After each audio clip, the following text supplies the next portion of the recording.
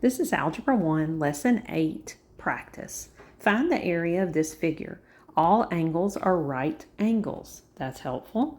And dimensions are in inches. So we can divide this up into two different shapes.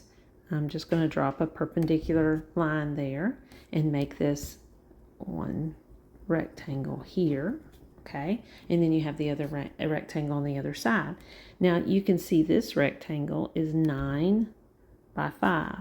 So its area is going to be length times width, which is 9, times 5, which is 45. And the dimensions are in inches.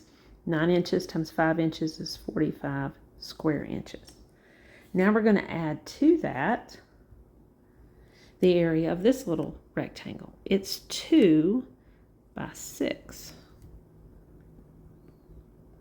I can do length times width again there. And that's going to be 12 square inches. And when I add those together, I get 57 square inches is the area of the total figure. B, find the area of this figure. Corners that look square are square. Dimensions are in feet. So we can see we have some 90-degree angles there. We can also drop a line there to make a 90-degree angle, which is nice because then we have a right triangle, and then we have this rectangle over here. This time we'll color our shape over here. And then we can see that this length is 7 and this length is 4. Don't accidentally use the 10 because it's not, the 10 is all the way across. We just need the 7 times the 4 here. So the area for the one on the right, the rectangle, is going to be length times width. And that's going to be 7 times 4, which is going to be 28 square feet. Let's take care of the triangle. We know that the triangle is base times height divided by 2. So I'm going to find out, I need to know what this base is right here.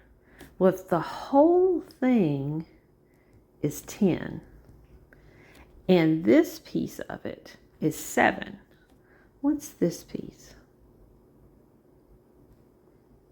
It's 3. So my base is going to be 3. My height, this distance here has to be the same as this over here, so it's 4. And then we're going to divide it by 2. So the area is equal to 12 divided by 2, which is 6 square feet. Then when I add the area of the rectangle with the area of the triangle, I find out that my total area is equal to 34 square feet when I add this with this. And that's our answer for B. C. The radius of a circle is 5 centimeters. Find the area of the circle. We know that area is equal to pi times the radius squared. We're going to use 3.14 as our approximation for pi, so this is approximately. My radius measurement is 5 centimeters, and I'm going to square that. Now remember, because of order of operations, I have to do this exponent first. 5 squared means 5 times 5, which is 25, and I'm going to multiply that by 3.14. I can do an approximation in my head. Pi is approximately 3, and 3 25s is 75. So I know it's going to be a little more than 75.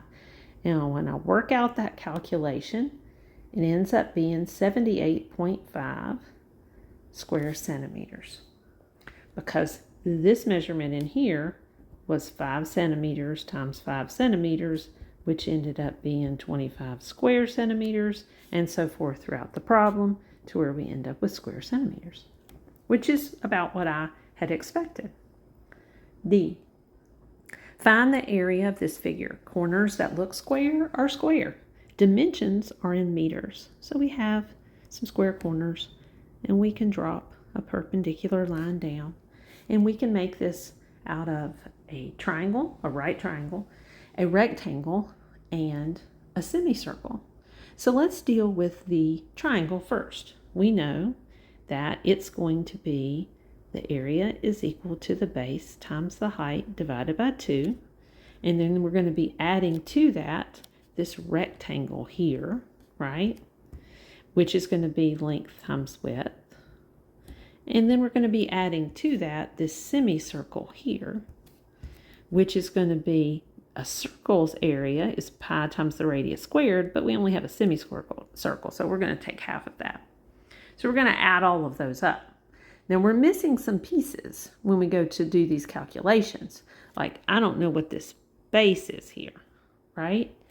If the whole thing is 7 and this piece is 4, what would this piece be?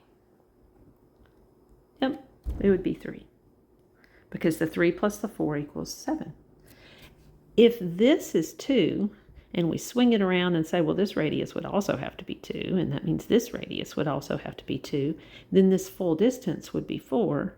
So this distance is going to have to be 4. So I can start doing my calculations now.